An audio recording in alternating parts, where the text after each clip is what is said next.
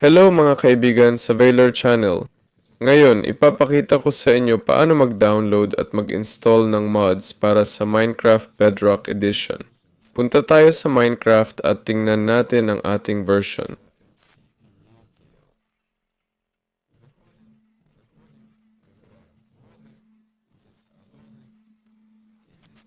Ako ay nasa 1.2162.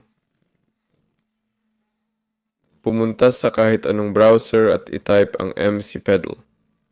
Piliin ang mod section kung saan makikita ang add-ons. Dito, makakapili tayo ng kahit anong mod na gusto natin. Halimbawa, kahit alin sa mga Minecraft banks na ito. I-scroll down at tingnan kung alin ang akma sa ating version. Maghanap ng mod na compatible sa ating version. Sa kasamaang palad, walang mod para sa aking version dahil ito ay masyadong bago. Pero, nakahanap pa rin tayo ng kailangan nating mod. Piliin ang version at i-download ang link. Matapos ma-download, buksan ang file. Makikita natin na matagumpay na na-import ang mod. Ngayon, kapag gagawa ng bagong world, makikita na natin itong mod sa settings.